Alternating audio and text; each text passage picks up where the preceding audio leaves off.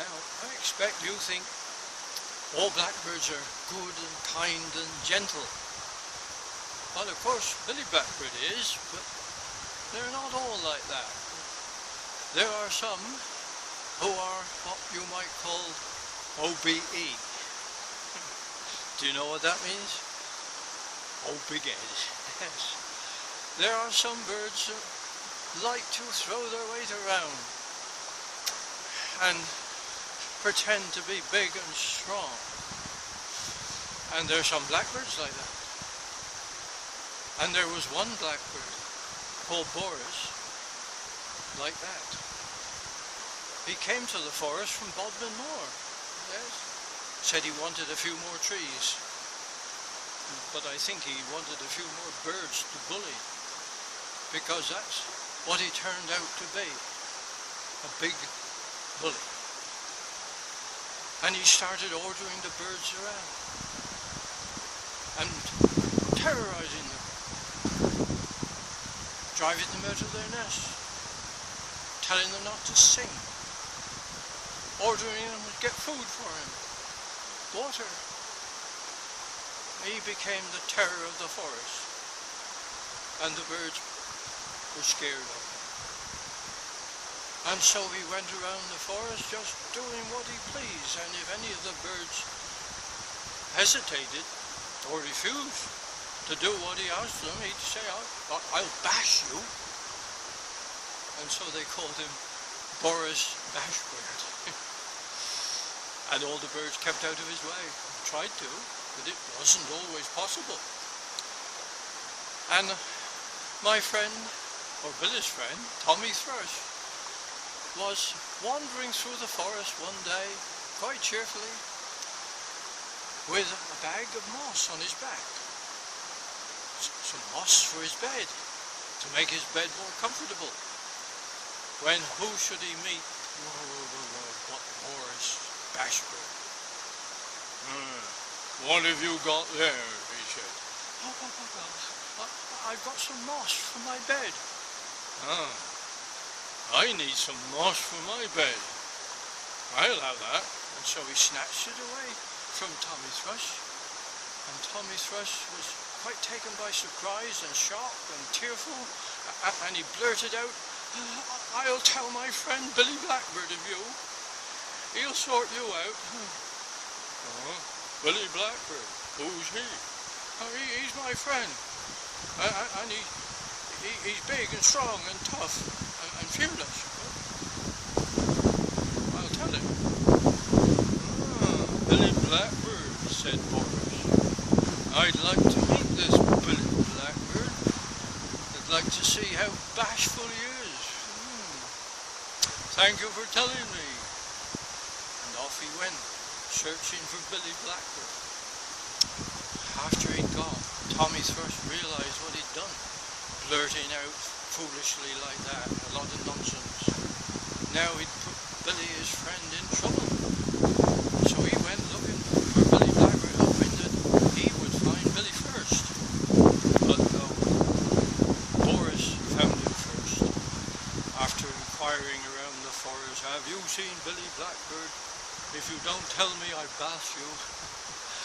So he soon found Billy Blackbird in the forest, trying to crack a snail on a stone, chipping away at the hard shell.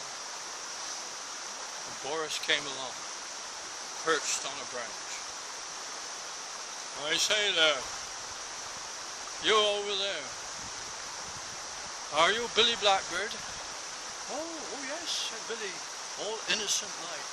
Yes, that's me. What can I do for you? I've been looking for you. Oh, well, here I am. I've got something for you. Oh, that's nice, said Billy, quite innocent. Come over here, said Boris, and I'll let you have it. And so Billy went across to where Boris was perched on the stump of the tree or branch lying on the ground. So Boris was towering over Billy, looking ever so threatening. Oh, well, what have you got for me? Said Billy. "This is what I've got," said Boris, and he raised his wing in order to knock Billy off his feet, and of course Billy ducked down. He ducked down as low as he could, and he ducked down so low that he got his head between Boris's legs. And lo and behold, when he tried to straighten himself up, he threw Boris right over his head. Boris landed on his back behind him, knocked his breath out. He lay on the ground, puffing, grunting.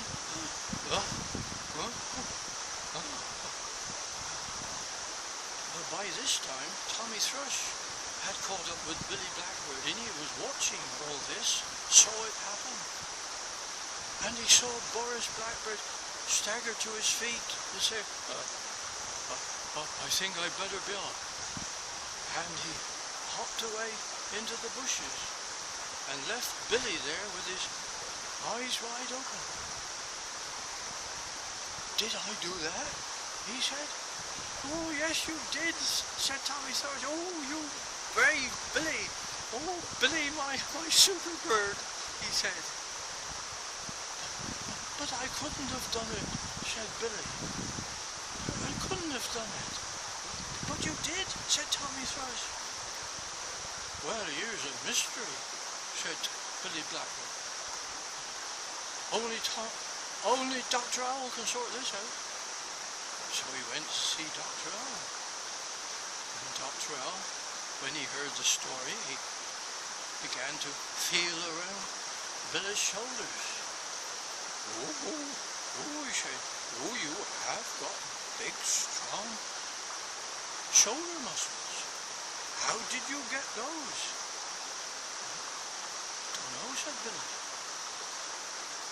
"Have you been exercising? Have you been weightlifting? Stone shifting?" "No," said Billy. "Nothing like that." Dr. Owl thought for a minute. "Where do you get your worms?" Well, rather puzzled, Billy said, "Well, I get my worms up on the top field. Oh, they're big, fat and juicy up there, but it does take a bit of pulling to get them out of the ground, you know." "Aha," said Dr. Owl. "Ooh, I've solved it. That's where you got your strong muscles from. You made yourself strong without knowing it." Oh, surprising. Billy was surprised. "Yes," said Dr. Owl, "it might have been a struggle, but it did you good."